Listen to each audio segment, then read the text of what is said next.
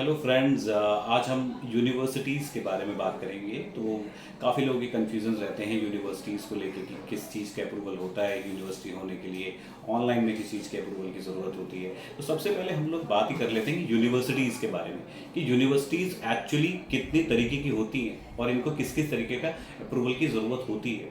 तो यूनिवर्सिटी, जैसे कि आप सभी लोग जानते हैं, यूनिवर्सिटी सबसे पहले यूनिवर्सिटी की बात करते हैं सेंट्रल यूनिवर्सिटी। सेंट्रल यूनिवर्सिटी होती है यानी कि केंद्र सरकार के अंतर्गत जो आती है। भारत में जो भी यूनिवर्सिटी सेंट्रल यूनिवर्सिटीज़ हैं वो केंद्र सरकार के अंतर्गत आती हैं। जैसे कि D U is a central university, Aligarh Muslim university is a central university, Jamia Islamia, Jawaharlal Nehru university ये central university, BHU is a central university, Mizoram is a central university. तो ये डायरेक्टली केंद्र सरकार के अंतर्गत आती है। ठीक है, तो ये बोलते हैं इसको सेंट्रल यूनिवर्सिटीज़। और यूनिवर्सिटीज़ के कहाँ से अप्रूव्ड होती हैं? यूनिवर्सिटी यूजीसी से अप्रूव्ड होती है।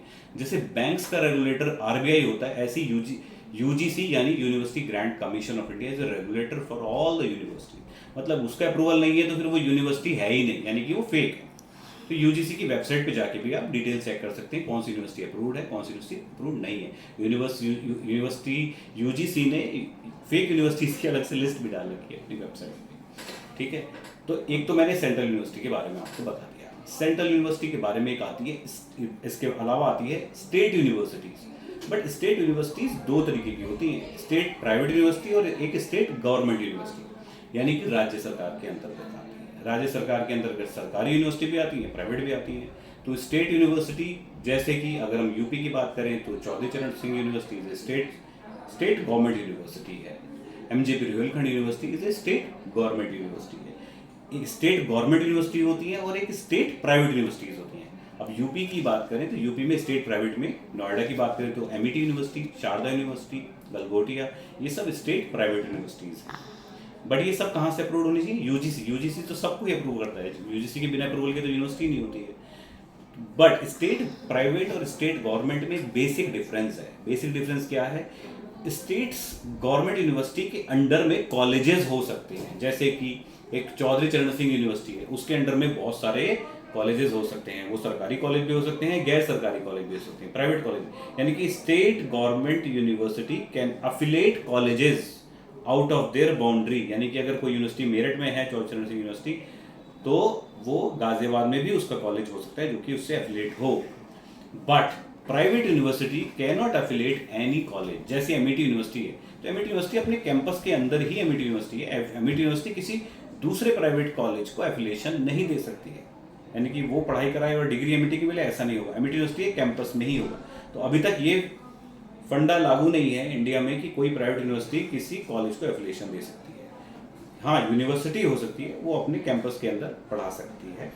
ठीक है, तो ये हो गया स्टेट प्राइवेट यूनिवर्सिटी और स्टेट गवर्नमेंट यूनिवर्सिटी। अब हम बात करते हैं तीसरी कैटेगरी आ जाती है डीम्ड यूनिवर्सिटी।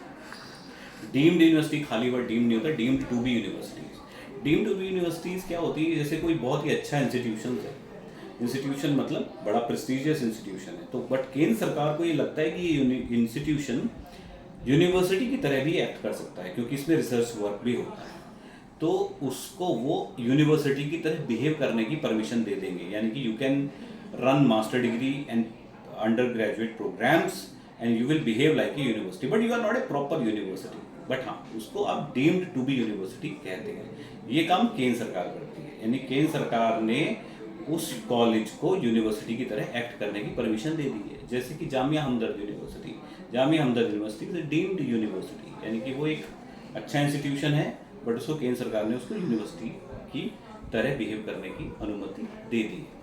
ठीक है, तो ये क्या क्या हो गया? सेंट्रल यूनिवर्सिटी जो कि प्योर गवर्नमेंट की है। सेंट्रल यूनिवर्सिटी में कोई प्राइवेट यूनिवर्सिटी नहीं होती है।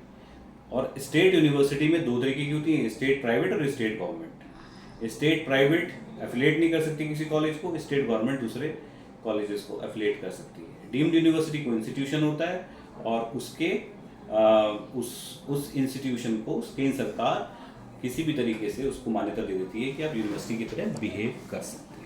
तो ये यूनिवर्सिटीज़ जनरली यही होती हैं। ये सारी यूनिवर्सिटी यूजीसी से अप्रूव्ड होती हैं। यूजीसी की एक वेबसाइट है, उस पर जाके आप वेरिफिकेशन कर सकते हैं किसी भी यूनिवर्सिटी का।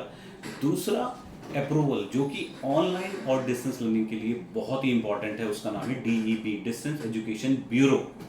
यानी कि विदाउट, पहले इसका नाम डिस्टेंस एजुकेशन काउंसिल था, डीईसी था इसका नाम, अब इसका नाम डीईबी हो गया है।